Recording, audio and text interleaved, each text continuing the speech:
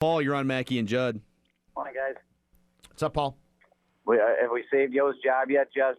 I would say it's safe now. Yes, I would say it's going to be safe. Okay, that's good. Judd, you're selling yourself short. I remember very distinctly yesterday you said the two people that need to step up in this game are Mikko Koivu and Ryan Suter, and they both stepped up. Koivu scored that incredibly odd-angle goal to kind of punch him right back, and obviously Suter did what he did in overtime. So you called it, too. It wasn't just Mackey. Well, thank you very much. Appreciate that. But how about that game last night? How bad did this town need something like that, Paul? Oh, boy. You know what? I was so angry the first. Do you realize we won 6 of these games? Yeah. We really won 6 of these games. And, only 3 counted going into last night. And I was so angry. You guys know. I was so angry during this whole series because of the giveaways and what happened in Game 5 and how we've dominated and can't put the puck in the net. But, boy, last night, what character? That's the word that I keep thinking about. What character to keep coming back on the road, goal after goal, and by people that you don't expect to do it. It was absolutely fabulous. Paul, are you satisfied at this point? Regardless of what happens against Chicago, are you as a Wild fan satisfied at this point? I am, and I'm also a realist. Let's face it, Chicago has just as much speed and talent as Colorado, but they're experienced as well, and they're so calm and cool, and they got a great coach.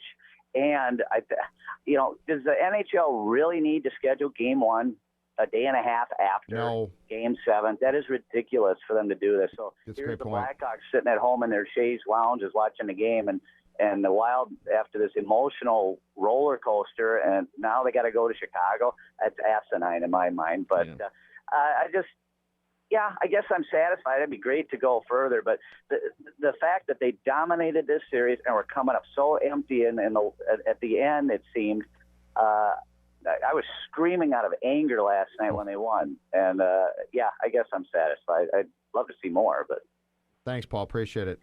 Angry? Don't be angry anymore, Paul.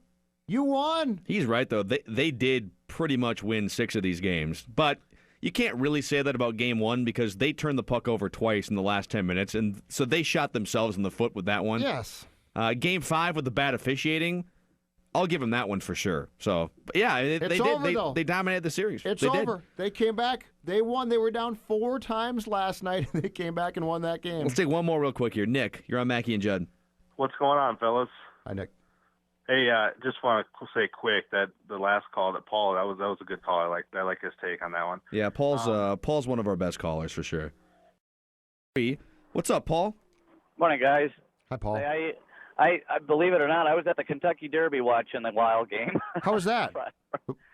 It's prom on steroids, is what it is. Yeah, well, and other forms of whatever you want to call it, mind enhancements. Are you saying that prom would be suspended for 60 games minimum if we were to test it? At least as far as the Kentucky Derby goes. Everybody dressed to the nines, and it was fabulous. I've never been there before. It was incredible. But cool. I got home in time or got back to the hotel to watch Friday night's game, and then I was able to pick up WGN driving home Sunday. I heard the whole game on WGN driving through Illinois and Wisconsin. Mm-hmm. And I saw the highlights, and there's a statistic that they said on the radio, and it's a statistic that Mike Yo didn't bring up, and it's how many times the Wild missed the net with their shots. And I was telling Dave, if the Wild lose, it will be because of what we've talked about for all year. They don't have closers. The goals that Chicago have scored, for the most part, have been upper corner shots from all over. They are snipers. Yep. Saad hit the upper corner. Bickle hit the crossbar and then came right down on the next shift and put it in the upper corner. And Kane with his backhand on Friday night, upper corner. And you can't blame Brizgalov for these. I mean, these are upper corner sniper shots. The Wild do not have players that do that. And I think it's because of that they'll lose this series. They may even outwork them, outplay them, outshoot them, but they don't outsnipe them. And what you said, Judd, about how it seems like the Wild would carry the play for a while. Yep. And then Chicago's, boom, right back in our zone. And the problem is they're back in our zone, and they hit the net, and they score. We did all this work, and we don't score. They come right over the zone, the blue line, upper corner, and they score. And it's not a blowout because we are working hard, and we got the puck possession, if you want to count that for anything. Of course. But, yeah, but we can't hit the corners. And like what you guys have been talking about, the top 6 forwards, no goals, no points. What's going on? So we don't have the finishers. So don't you guys think that, and Paul brings up great points, that's been part of the problem all year, where you see the Wild, and they look like they're controlling the action, even in the regular season, a lot more than they have in the last couple of years, and yet they've scored the same amount of goals. They've had trouble scoring goals because of what Paul just said. They don't have as many guys who can just sort of find that square foot of a corner, or that, well, however wide. There's a 6-inch spot, and you got to hit it, and boom. So don't you think, Judd, the next step beyond that is fire pucks that can somehow be collected on the rebound? That you need to be taking shots. Maybe you're not even shooting necessarily for the goal. Maybe sometimes you're shooting off the backboards. They're trying that. And your goals are going to come on those greasy, dirty goals like you talk about. They're trying that. They can't get in front to get them. See, here's part of the problem.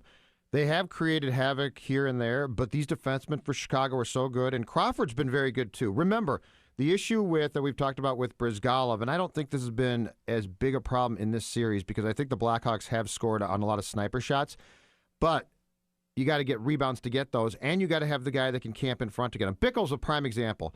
Now, Bickle scored on a beautiful slap shot in Game 2, but go back to the power play goal in Game 1 when he's up against, I think, Spurgeon, and the Blackhawks are on the power play. What's Bickle doing? He's standing in front waiting to redirect or waiting for a rebound.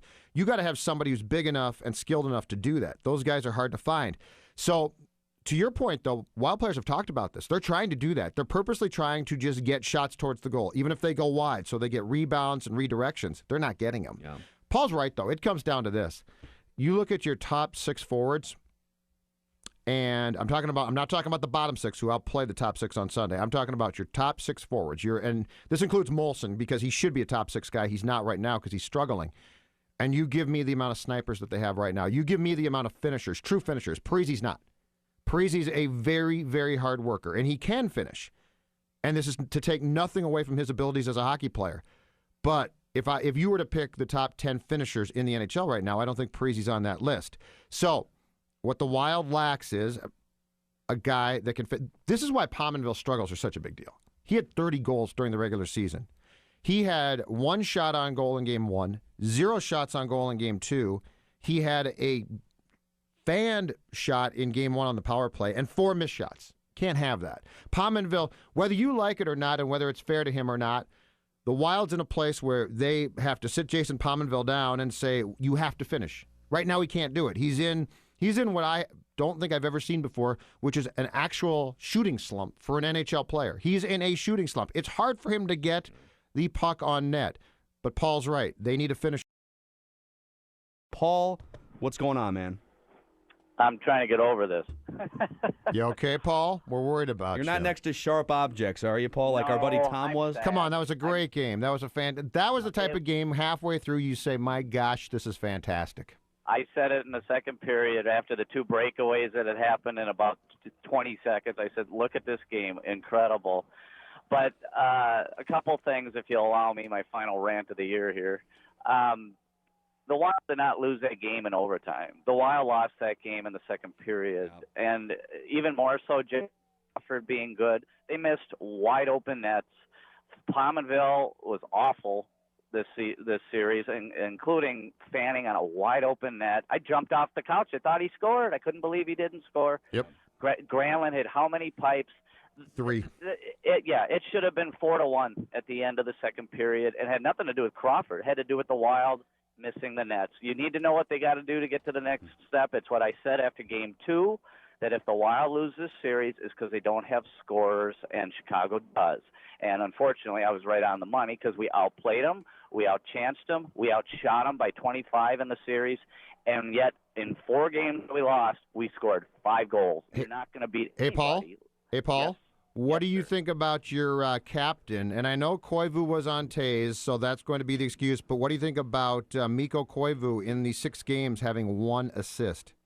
last night I was watching, and I said to my son, Koivu looks like he's skating in mud. What happened to his speed? Yep. He looked so stinking slow last night. And my son said, why do you think that is? I said, I don't know. I think maybe he's just older. I don't know. He looks so slow. Even compared to other players on the Wild, he looked really slow. So we need a scorer. But I want to finish with this. You guys know who Mike Doyle is, who covers the Wild? Mike Doyle. Mike Doyle, he covers the Wild online for their website, and he has the 5 takes after every game. Okay. All right. Okay, go read the final take. I'm not going to read the whole thing. I'll just sum it up. And it reminded me of Phil and Jim Souhan, people that aren't hockey fans to say per se. And he said, usually when I cover a team, I have to be so objective, and I usually am, and I don't care. He said, but something happened after the Colorado series. I became involved. I became emotionally charged with every up and down with the game. And he ended the paragraph by saying this. He said, this team did to me what I never thought could happen. They made me a fan. And that's why I'm sad, because for once, this town was on fire for hockey like it hasn't been in a long time. And now we got to go back to listening about OTAs for the next 5 months. Bye, Paul. Yeah, that's an excellent phone call from our buddy Paul.